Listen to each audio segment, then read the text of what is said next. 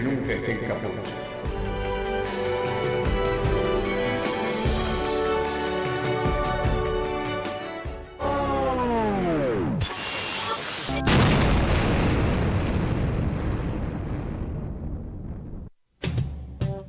Radiocaput.com. Estás conectado. Estás en Caput.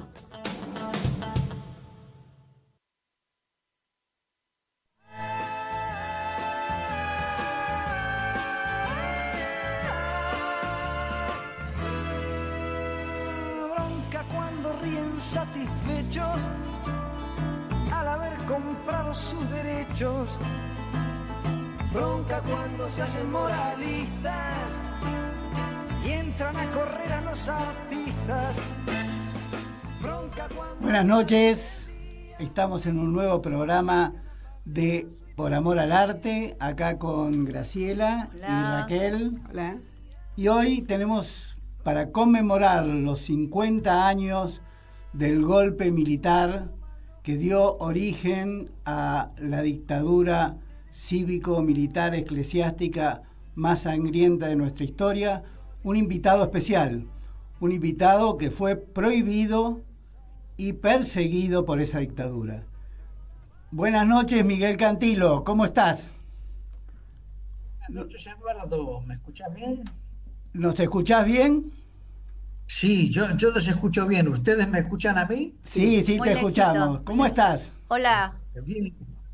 Muy bien, gracias. Gracias a vos por prestarte desde España a un horario complicado y bueno, gracias por brindarte y por tu generosidad.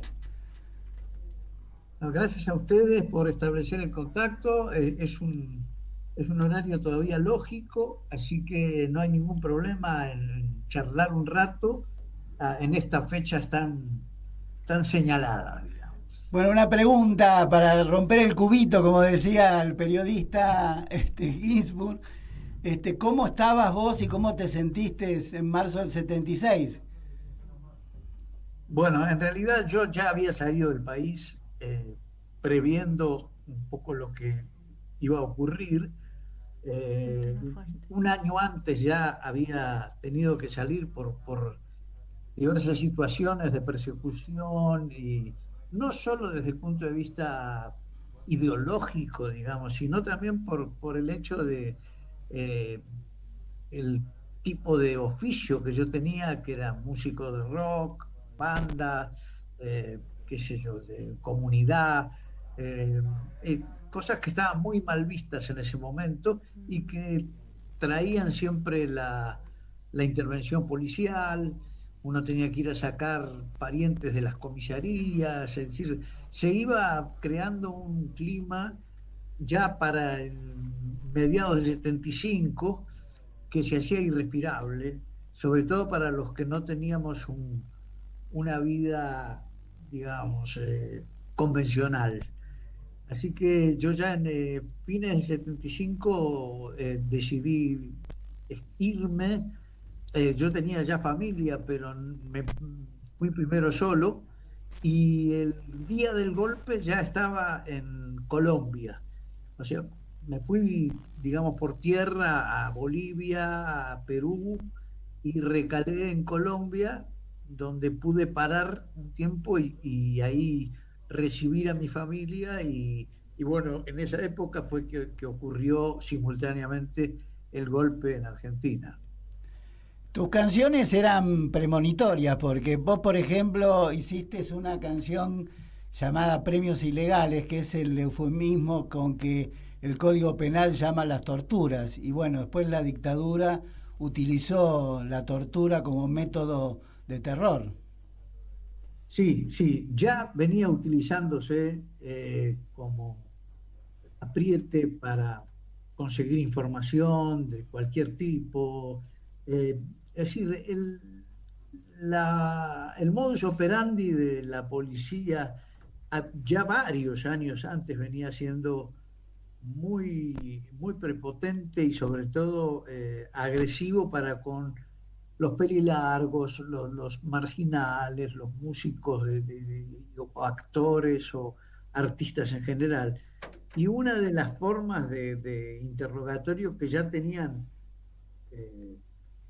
como establecidas en las comisarías eran formas de tortura diferentes, ¿no? O sea, por supuesto, no tan dramáticas y crueles como las que se sucedieron posteriormente, pero ya desde el principio de la década del 70, las autoridades policiales eran muy agresivas y eso creaba un clima hostil hacia ese rótulo que,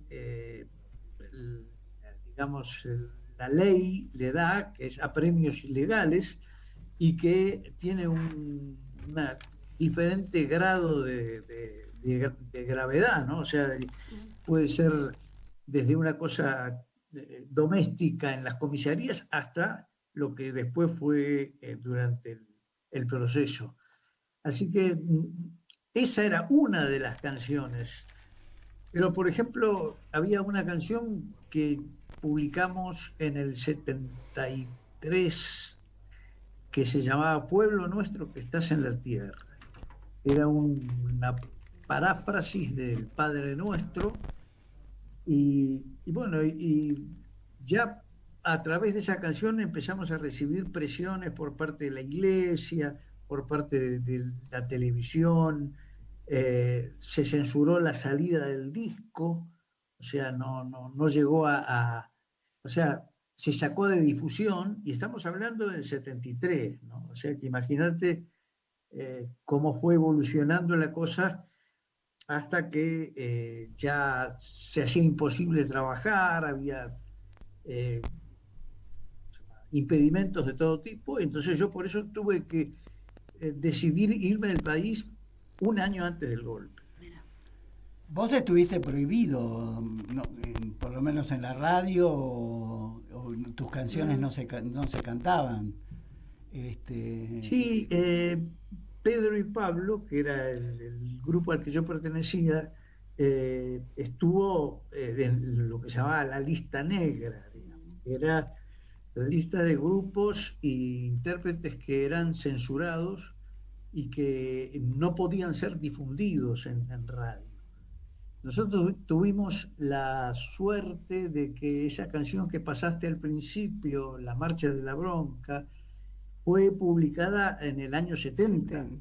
O sea que ya para las épocas de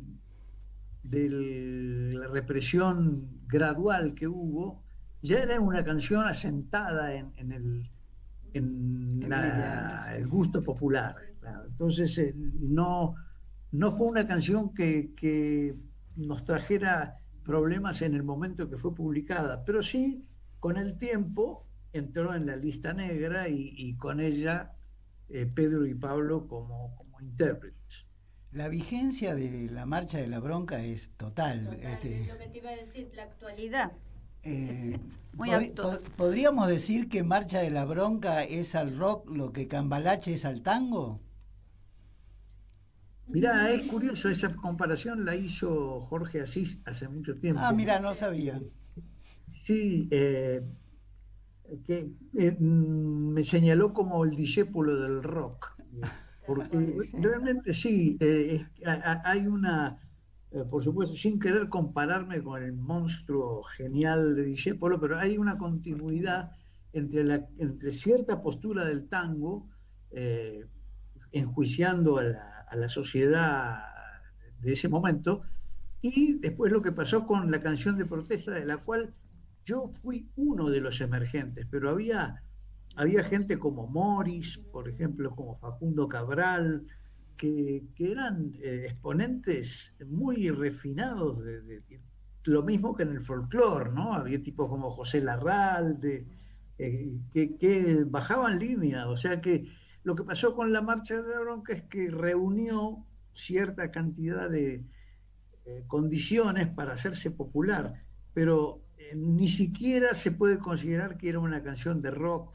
porque la misma versión que vos pusiste al principio de la charla es una versión que antecede un poco al rock como género masivo, digamos. Es La primera versión es una canción, digamos, una marcha que parodiaba las marchas militares, pero que no podía considerarse un tema de rock. Con los años sí fue tomando versiones más rockeras, y se hicieron varias versiones, pero al principio no fue especialmente una canción de rock.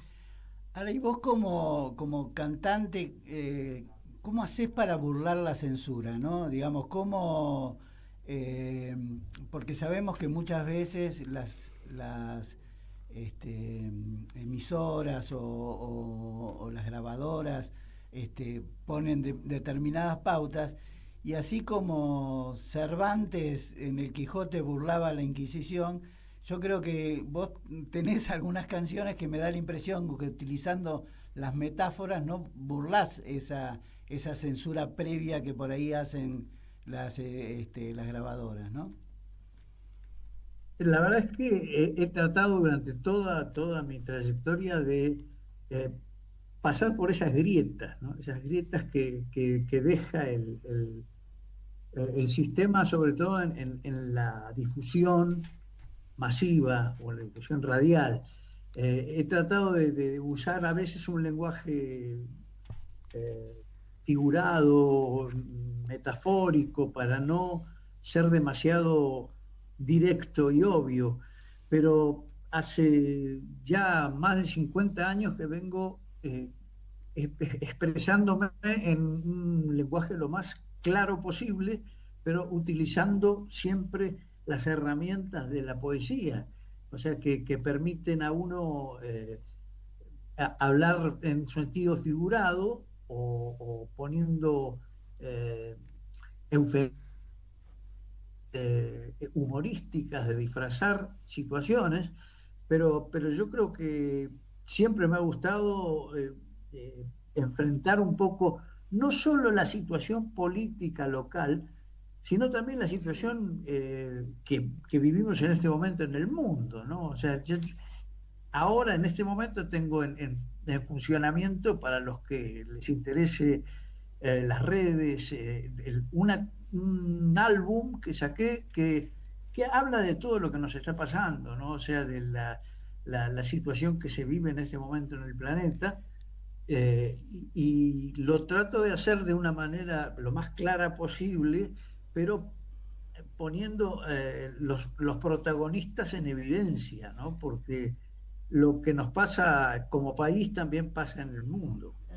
¿Ese álbum es Despertar, al que te referís? No, el álbum al que me refiero es posterior, lo saqué el año pasado y se llama Amigo. El título es Amigo. Ajá.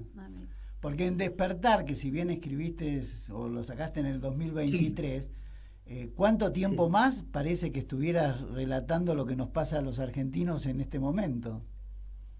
Sí, la verdad es que no está premonitorio sos.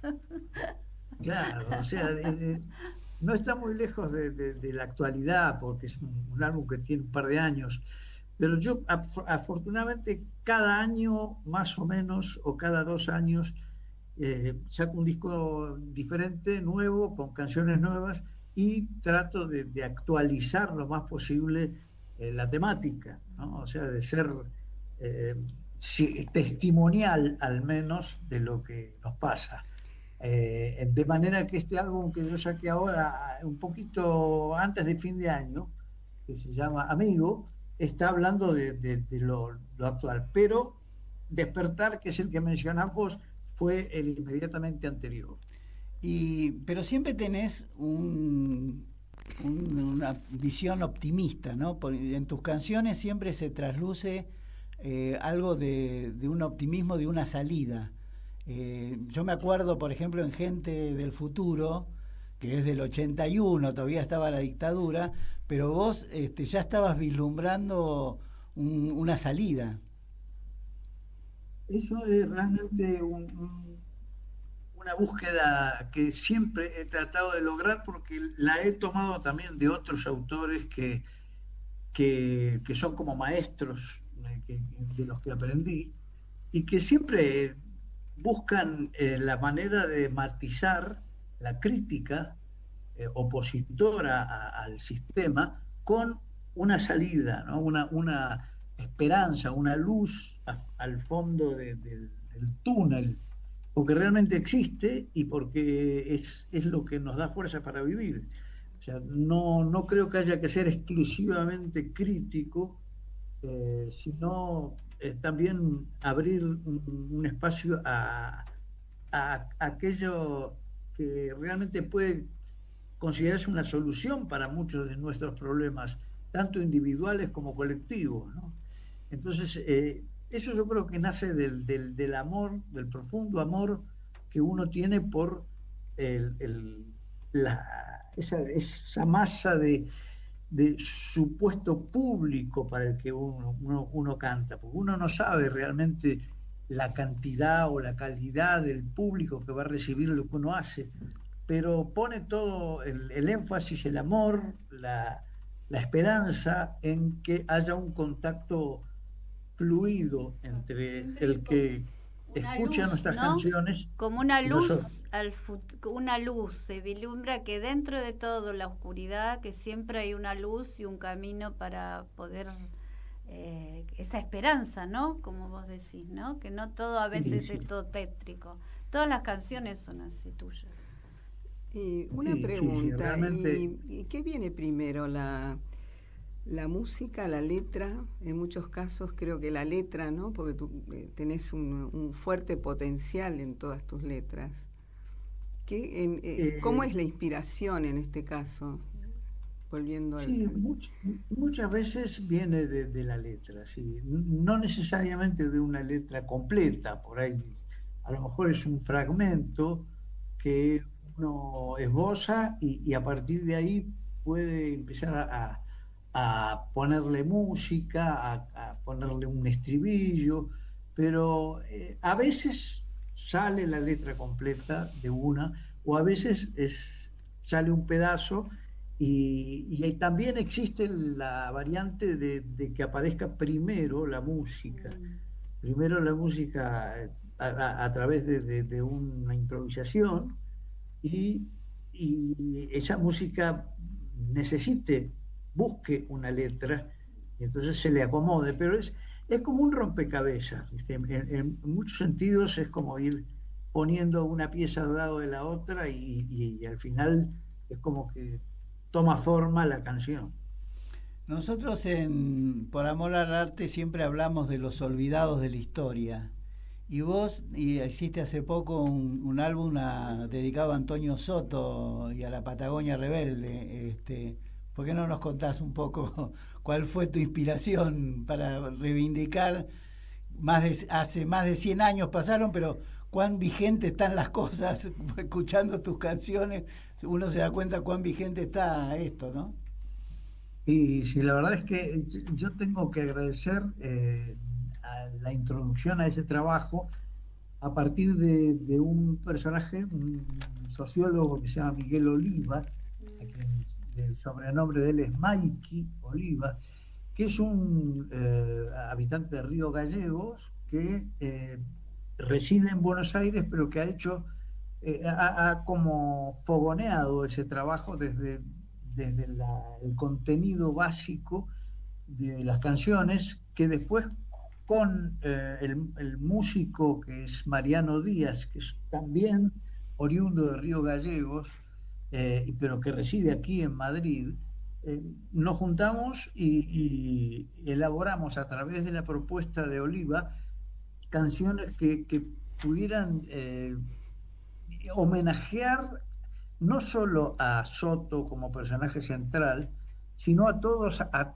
aquellas almas que dieron su vida por dignificar el trabajo de los obreros patagónicos, que desafortunadamente se soslaya, pasa de largo en la historia, no se le presta la atención necesaria, pero gracias al trabajo de Osvaldo Bayer, sobre todo, con su libro y después posteriormente con la película en la que se basó en su libro, ponen en evidencia lo que fue algo clave en nuestra historia, ¿no? Porque son como moldes que después se repiten en distintas dimensiones, pero que establecen el problema central de nuestra civilización, que es formas de esclavitud, ¿no?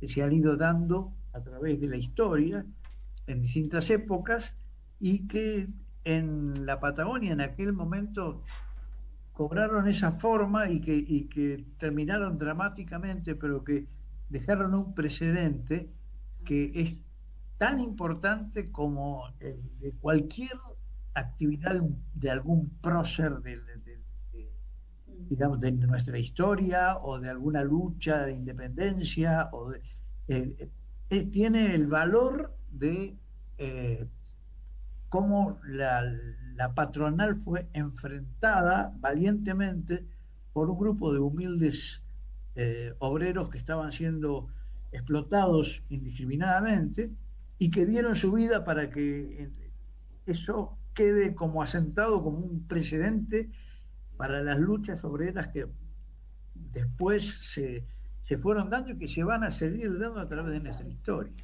¿Cómo se repite la historia, no? Porque los obreros de la Patagonia en 1920, 21 y en 1976 la mayor cantidad de desaparecidos fueron trabajadores. Entonces, cómo esa represión, ¿no es cierto?, por parte del poder se repite. Y vos lo has rescatado a lo largo de muchas de tus canciones, ese homenaje a los olvidados, ¿no? Yo escucho Che Ciruja y hoy veo a gente en la calle, que está Buenos Aires lleno de calle y digo, este tipo se adelantó a la época. Claro, predice eso, pero es un don que creo que tenés, ¿no? Esta cosa porque eso lo llevas adentro, de poder hacer esas canciones. Vos fijate, de 1970 y hoy son tan vigentes, ¿no? Eso es maravilloso. Bueno, hemos heredado del tango y del folclore mucho, porque la palabra ciruja, por ejemplo, es una palabra del tango que viene de varios tangos en los que aparece, y a mí me resultó como una herramienta indispensable para describir a ese personaje que ya desde los años 70 empezaba a poblar nuestros suburbios y nuestras calles, y que pertenezco a una generación que se empezó a sensibilizar con esa situación, ¿no? Porque hubo como una toma de conciencia que arrancó a fines de la década del 60 y que antes no se había dado, pero que la juventud tomó como un desafío el empezar a solidarizarse con las clases oprimidas, con la pobreza, la miseria, y a tener una actitud que después fue derivando en la militancia y en la actividad política, pero que yo creo que arrancó un poco de la época en que se publicó por primera vez esa canción, y paralelamente también otras canciones que hablaban de lo mismo, ¿no? O sea, de la dificultad de las clases más olvidadas, como bien decís vos. Bueno, expolianos un poco qué es lo que vas a hacer en el futuro, cuánto tiempo, ¿cuándo vas a venir a la Argentina, por ejemplo? Bueno, yo tengo la suerte de que todos los años estoy en Argentina, una buena parte del año, porque me puedo permitir ese lujo, porque tengo una trayectoria que me permite trabajar sin tener demasiadas pretensiones, pero saber que voy ahí y puedo dar conciertos, puedo hacer pequeñas siempre giras. Te esperan, ¿no? Siempre te esperamos. Exacto, y eso es un privilegio, porque yo aquí en España hace 15 años ya que estoy viviendo entre Argentina y Madrid, y veo mucha gente, muchos argentinos que han venido aquí hace 20 años, 25 años, y se han afincado aquí, pero no tienen esa posibilidad, o sea, no han vuelto al país, o porque no les resulta económicamente posible o porque no tienen alguna razón puntual, pero yo me considero un afortunado por el hecho de poder todos los años ir, aunque sea 4 o 5 meses lo que me toque, primero a visitar a la gente querida, la familia, los amigos, porque les puedo asegurar que vivir fuera del país es muy doloroso en ciertos aspectos, ¿no? Porque uno extraña,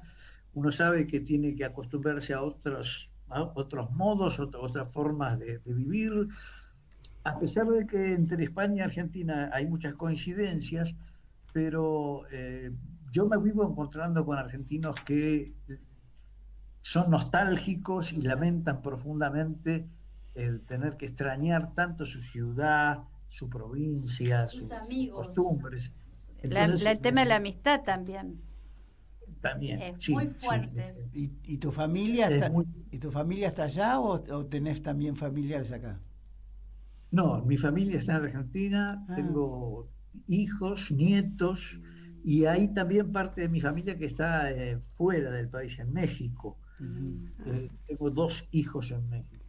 Pero aquí vienen a veces de visita y pasan un pequeño cantidad de tiempo, pero... Y también son músicos, ¿no? ¿Algunos de tus hijos? Sí. Cuando voy a Argentina generalmente trabajo con ellos. Ellos tienen su estudio de grabación y con ellos formamos el grupo con el que yo me presento. O sea que tengo una relación fluida con ellos y por más que la distancia nos separa, también la tecnología nos permite estar en contacto permanente. Inclusive el último álbum que saqué, que se llama Amigo, es un álbum que lo hicimos entre ellos y yo, 2 de mis hijos, y con todas las facilidades que da en este momento la tecnología para poder armar un trabajo de discográfico, estando yo aquí y ellos allí.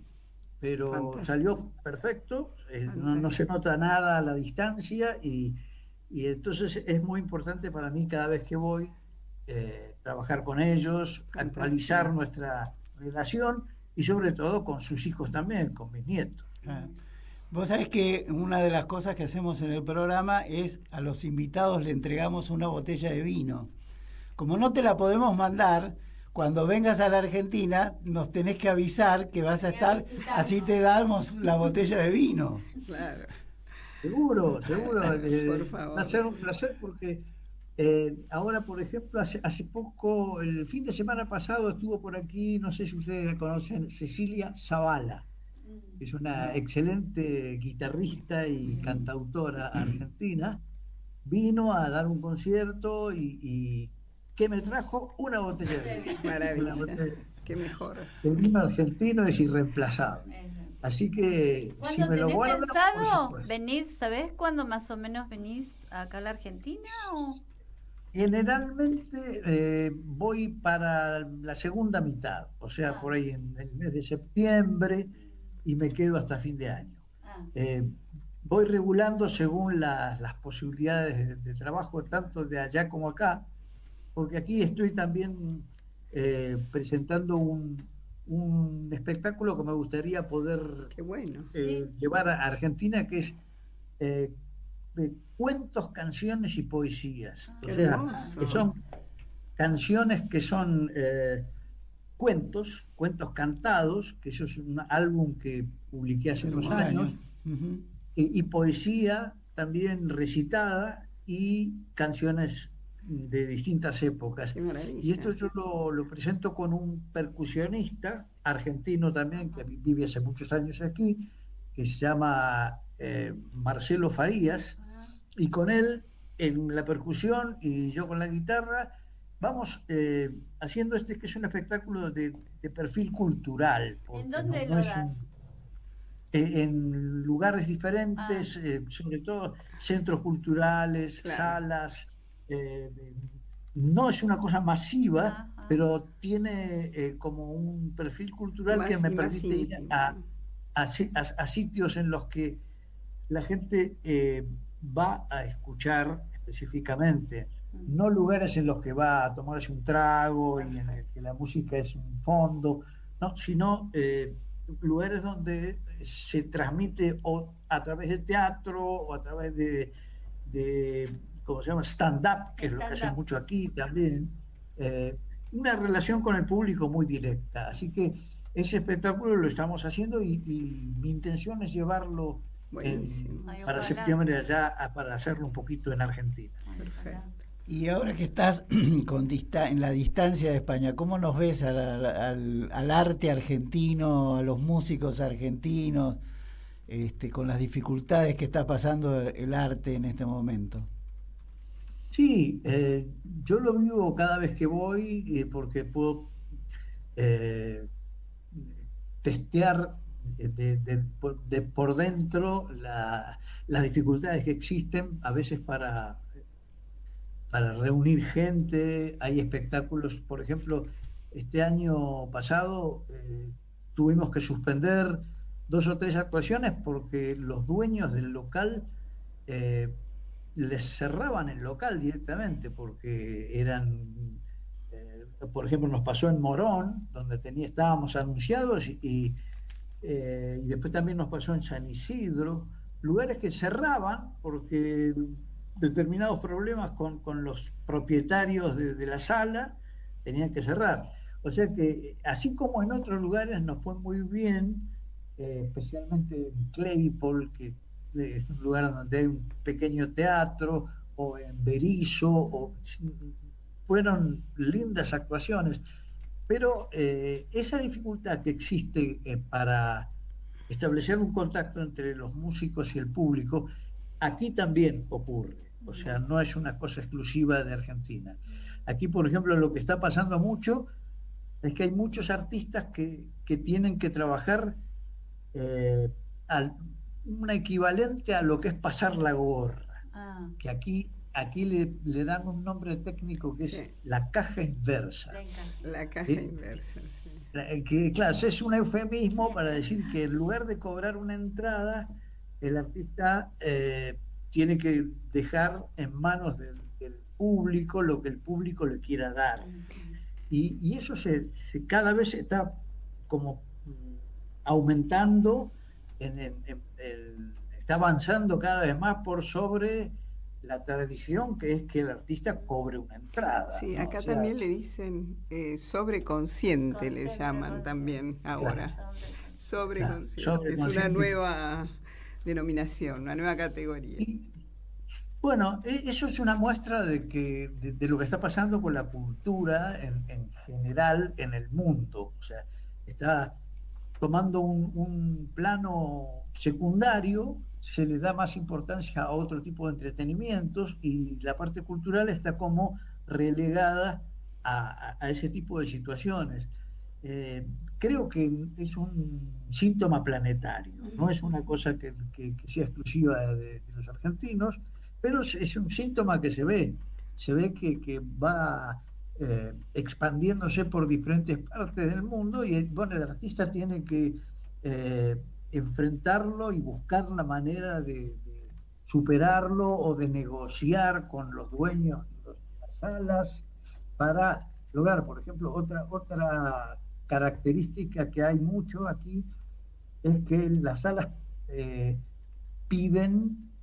se alquilan, digamos, o sea, en lugar de darle al artista la posibilidad de convocar bueno, ponen como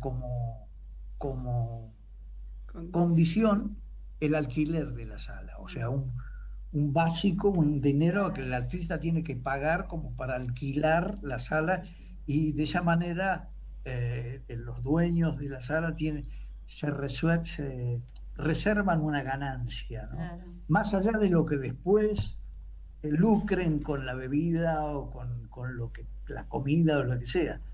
O sea que son dificultades que se le van planteando al artista y que realmente son síntomas de la cultura en general en Occidente. La verdad no sé cómo lo resolverán en los países de Oriente, pero aquí, tanto en Europa como en Estados Unidos, oigo mencionar que es más o menos la misma situación.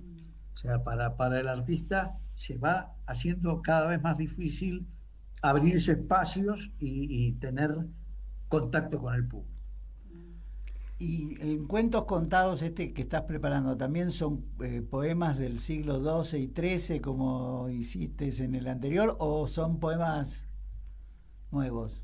No, exactamente es eso. Es el álbum Cuentos Cantados, del cual voy seleccionando los cuentos que me parecen más apropiados para introducir a la gente en esa temática, y los voy mezclando con poesías que me gusta recitar entre canción y canción, y canciones de distintas épocas. O sea que la parte cuentos sí está toda sacada de ese álbum, y ahora estoy trabajando en algo un poco más complicado, que es toda una obra dedicada a un cuento tradicional, pero ya con los personajes, hasta una niña que canta, una niña muy pequeña que grabó con muy poca edad, tendría 5 o 6 años, wow. Y después personajes de diferentes edades. Es una especie de ópera, digamos, ¿no? Tendría que ser una especie de ópera popular basada en un cuento tradicional. Así que en eso estamos con mis hijos, y espero poder presentarlo en septiembre cuando vaya para allá. Buenísimo. Sí, esperamos, sí. Esperamos. No sé si ponerlo en escena, pero sí cantar algunas canciones y presentar el nuevo disco con ese material. Excelente. Buenísimo. Excelente. Bueno, ahí estaremos. Bueno, muchísimas gracias, Miguel. La verdad, tu generosidad nos conmueve. Emocionados. Fue nuestra adolescencia. Sí, yo creo que... Es todo. Creo que compraba los Beatles y Pedro y Pablo. Pedro y Pablo, tal cual. Y cantado todo. Esa canción, por lo menos yo, esa Marcha de la Bronca, para mí es todo el tiempo, en distintos momentos de la vida los acompañaste, por lo menos a mí. Maravilloso, así que agradezco. Ahora nos vamos a despedir con una Marcha de la Bronca más actual. La versión que grabaste con varios invitados, ¿no? Jóvenes. Sí, esta fue una propuesta del Quinteto Negro de la Boca, que hizo una adaptación del tema, pero muy, muy interesante, con tango moderno. Tuve la posibilidad de presentarlo en vivo con ellos en el Teatro Piccadilly en el mes de noviembre, en el mes de diciembre. Mira. Y bueno, es una linda versión de las tantas versiones que ha tenido esa canción. Y bueno, me alegro de poder haber tenido contacto con ustedes, les agradezco muchísimo. Tenés que estar más, porque se extraña todo eso. Sí, se extraña. Sí. Se extraña. Bueno, yo los extraño muchísimo también a ustedes, a todos, y por lo pronto me comprometo a ir a retirar mi botella de vino. En septiembre venís al piso y te llevas 2 botellas de vino. Vení antes del 18, que después del 18 no estoy. Estoy para allá. Bueno, muchas gracias. Muchas gracias. ¿Querés decir algo más? Digo. No, bueno, sí, por supuesto, no dejar de subrayar que este contacto que hemos hecho es por la fecha que conmemoramos, que es una fecha crucial para todos los argentinos, ¿no? Para todos los argentinos de bien, que realmente saben evaluar la historia de una manera ecuánime. Y bueno, quiero sumarme al sentimiento que nos une a los argentinos, como tratando de superar ese evento histórico que nos marcó a todos y que realmente pone en la balanza cuál es el bien y cuál es el mal en nuestra historia. Así que les agradezco mucho haber establecido este contacto y bueno, y nos lo vemos mejor para todos ustedes. Y nos vemos en septiembre. Y nos vemos en septiembre. Chao. Muchas gracias. Muchas gracias. Muchas gracias. Gracias a ustedes.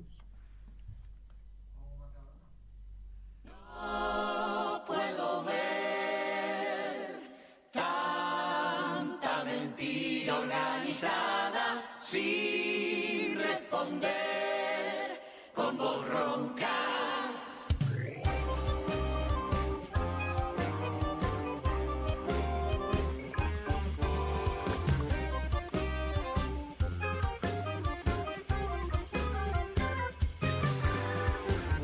Cuando ríen satisfechos al haber comparado sus derechos. Bronca cuando se hacen moralistas y entran a correr a los artistas. Bronca porque a plena luz del día sacan a pasear su hipocresía. Bronca de la brava de la mía, bronca que se puede recitar.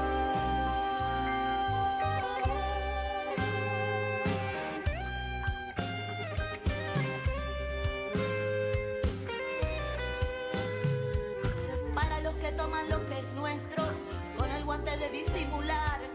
Para el que maneja los violines de la marioneta universal. Para el que ha marcado las barajas y recibe siempre la mejor. Con el as de espada nos domina y con el del bastos se trata.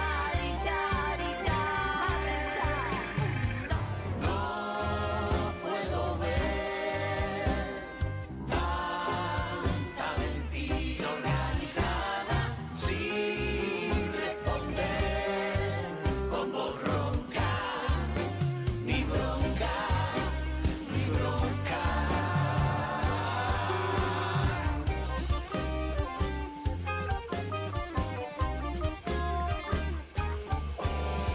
Bronca porque matan con descaro, Pero nunca nada queda claro, bronca porque roba el asaltante, pero también roba el gobernante.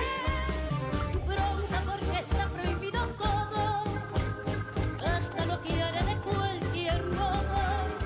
Bronca porque no se paga fianza, si no se interesa en la esperanza. Me da bronca que sean siempre los mismos, los que reparten balas. Ayer te quemaban libros, desalojan mientras te suben el precio del ladrillo y disparan granadas al rostro de Pablo Grillo. La bronca la genera la boca de un mandatario que va destilando odio mientras licúa tu salario. De nada sirve trabajar más horas en el calendario si la plusvalía solo es para el empresario. Otra vez al Fondo Monetario, deuda y todo ese cuento de andar subsidiando millonarios y recortando al pueblo. Prenden fuego Machín, también se quema el acueducto, y si abandonas tu casa se quedan con tu terreno. Son la misma maña de los mismos caretas que no dejan de ponernos palos en la rueda. Para el superávit ajustaron a la abuela y se gastaron fortuna para gasearla en la vereda. Falta arroz en la alacena, pocos llegan a la cena. Trabajando todo el mes, ya te ahorca la quincena. Tranzas que hunden al país en deuda, fugaguita con la misma bicicleta financiera. No puedo ver tanto desastre organizado sin responder con voz ronca, ni bronca, ni bronca. No, que banda tiene este mundo, repodrido y dividido en dos, solo por afán de conquistarse, por la fuerza o por la explotación. Bronca pues entonces si no quieren que mi amor sea multicolor, es mejor tener un amor libre que la libertad de un dictador.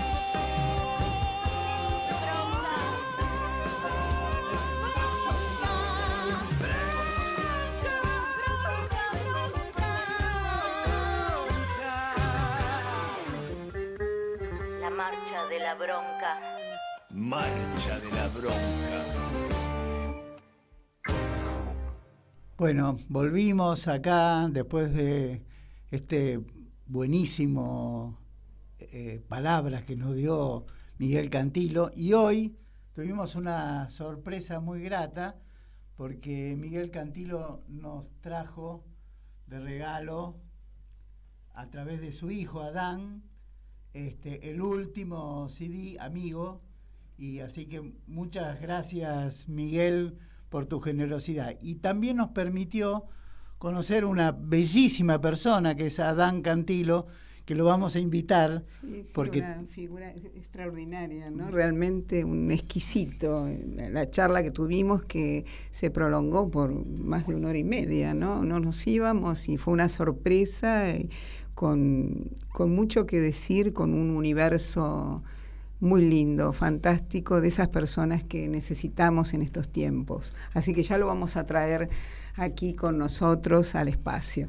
Para que nos cuente todo lo que hace, ¿no? Porque realmente es una labor muy importante la que está realizando. Bueno, ahora nos toca hablar un poquito de esta fecha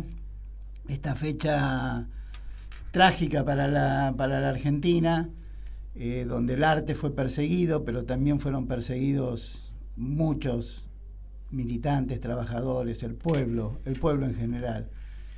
Y lamentablemente en estos momentos de retroceso de la vigencia de los derechos humanos en la Argentina, se vuelven a repetir algunas historias que estaban erradicadas, que creíamos que estaban erradicadas en la Argentina, pero lamentablemente vuelven.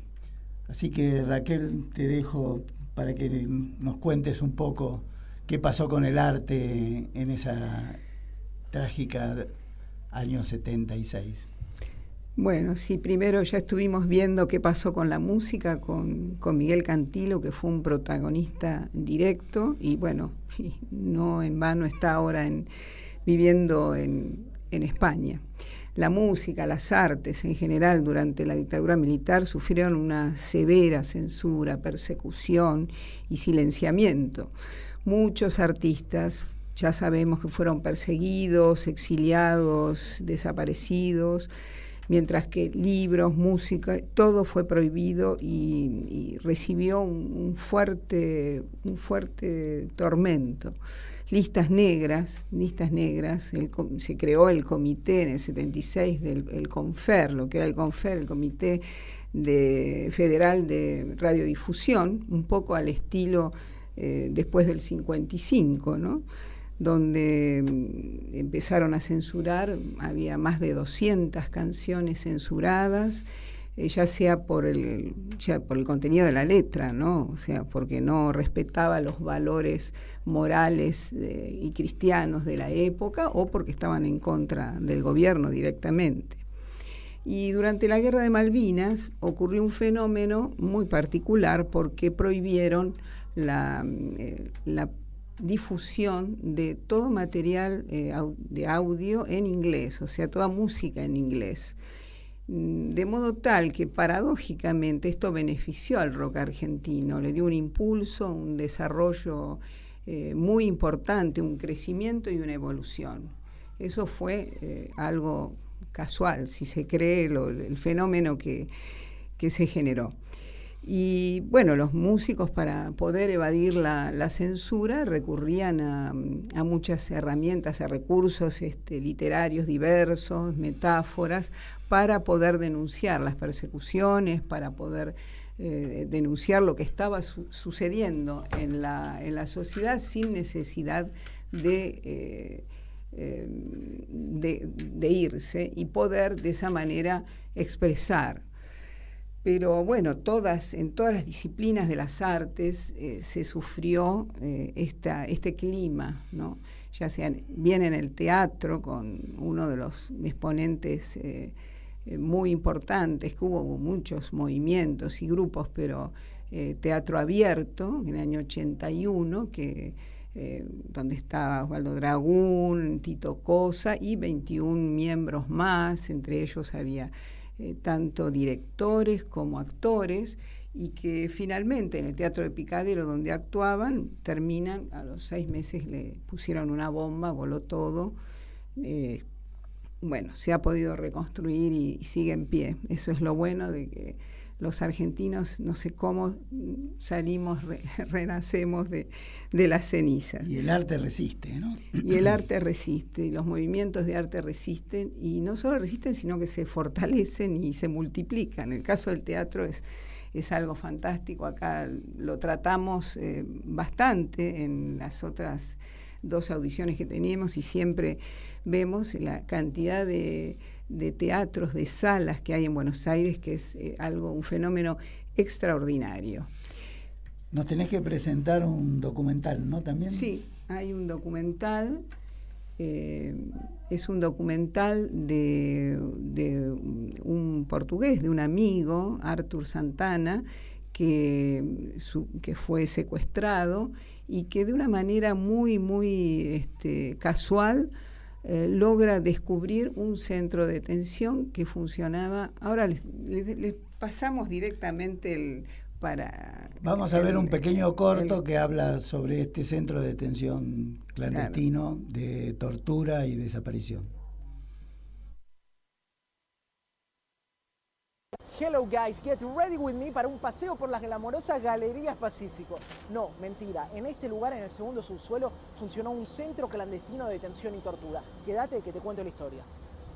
Año 1987, 4 después de que terminara la dictadura. El portugués Arturo Santana grababa en este lugar el videoclip de Fito, Ciudad de Pobres Corazones. Cuando de repente se le volcó la gaseosa y en su afán de limpiar lo derramado, descubrió un patrón de cerámicas en el piso, el del centro de detención y tortura en donde había estado detenido en 1976. Yo te digo que no es fácil para mí hablar del tema. Yo pensaba que cada vez que hablaba del tema se me iba a hacer cada vez más fácil, pero está siendo al revés. En ese entonces, Santana era un trabajador de prensa y militante de la JTP, Jóvenes Trabajadores Peronistas. Había proyectado 2 placas del Che Guevara en el Canal 13, propiedad de Goar Mestre, un cubano antirrevolucionario. Pero ¿cómo es posible que este coqueto edificio del siglo XIX terminara siendo un centro de tortura, detención y exterminio? Galerías Pacífico fue diseñada como estación del tren que conectaría Buenos Aires con Santiago de Chile, en el Océano Pacífico. Para 1973, este edificio pertenecía a Ferrocarriles Argentinos, pero comenzó a operar como sede de la Policía Ferroviaria y de Coordinación Federal. Allí comenzó entonces a operar la represión. A Santana lo secuestraron, lo golpearon, lo metieron en un Falcon y lo trajeron subiendo por unas escaleras de mármol. Pero el portugués tropezó y se le cayó la capucha. Pudo reconocer ahí la imagen de un mosaico de cerámicas que le quedaría grabado de por vida, tanto que lo identificaría más de 10 años después. Otra de las personas que pasó por aquí fue el uruguayo Luis Michel Ceballos Rodríguez, zapatero y militante del Partido Comunista Revolucionario. Su cuerpo fue entregado a su hermana con 20 disparos de bala y en su partida de defunción figura que el cuerpo de Luis fue hallado en la finca Cita en Córdoba 652. Acá. La causa llegó al juzgado de Daniel Rafecas, pero nunca fue elevada a juicio. El documental Segundo Subsuelo de Oriana Castro y Nicolás Martínez en Borián narra de forma muy elocuente esta misma historia. Incluso hay una mención a Galerías Pacífico en el libro La Doctrina del Shock de Naomi Klein. ¿Conocías esta historia? ¿Sabías que en este shopping funcionó un centro clandestino de detención, tortura y exterminio? Ayúdanos a compartirla y no te olvides de contar este mismo relato cada vez que vengas a las Galerías Pacífico. Chao. Bueno, y mañana, hablamos hace un rato con Arthur desde Lisboa, donde reside, y mañana va a haber un acto muy importante en el centro de Lisboa. Ya han confirmado la presencia de varios embajadores y más de 100 personas, donde van a proyectar este documental. El documental, si lo quieren ver por YouTube, se llama Segundo Subsuelo. Segundo Subsuelo. Bueno, y siguiendo un poco con la temática de lo que estábamos charlando, hubo muchos artistas plásticos también que denunciaron las torturas y la desaparición de personas. La lista es muy grande, mencionamos solo algunos, a Carlos Alonso, León Ferrari, ambos con hijos desaparecidos. León Ferrari, a su hijo Ariel, desapareció y murió sin haber ubicado el cuerpo, y en una constante lucha y promoción y difusión de estas problemáticas tan difíciles, sobre todo para el que las padece. Y Carlos Alonso también, con su hija Paloma, también desaparecida. O sea, y también, bueno, hubo otros artistas, Diana Dowek, cuya obra, el tríptico Argentina 78, también hizo grandes denuncias.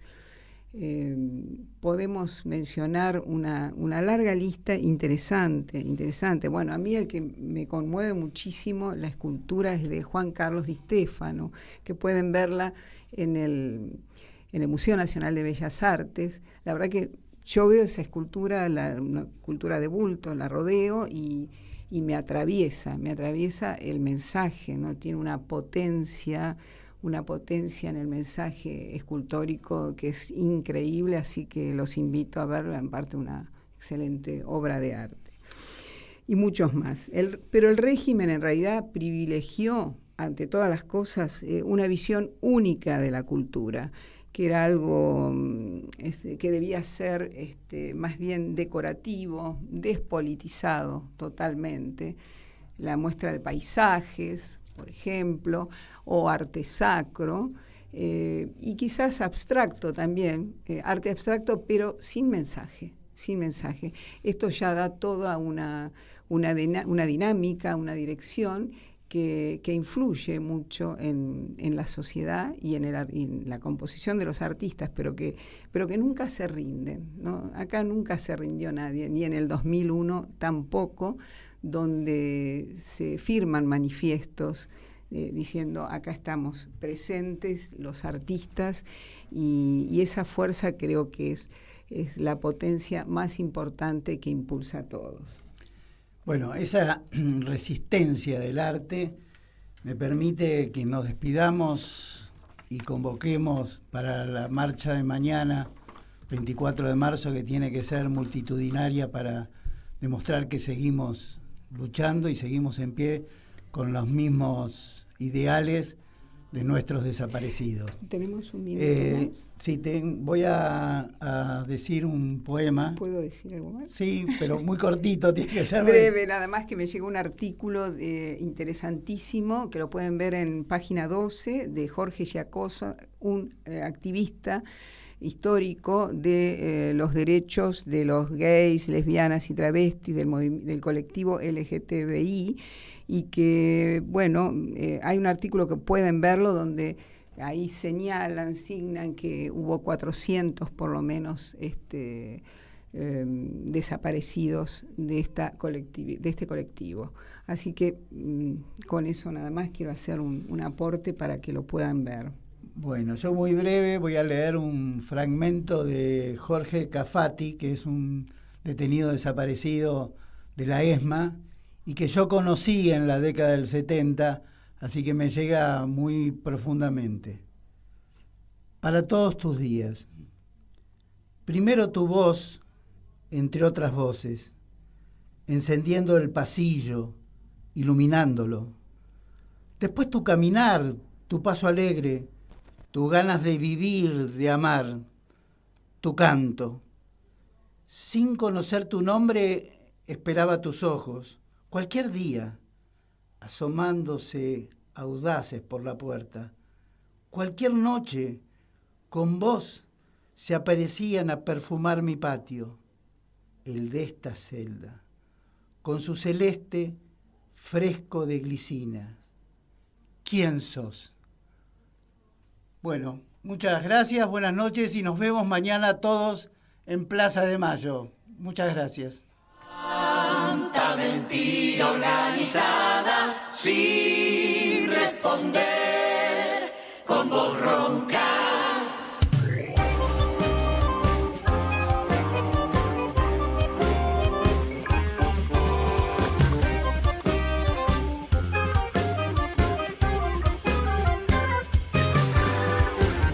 Cuando ríen satisfechos al haber comprado sus derechos. Bronca cuando se hacen moralistas y entran a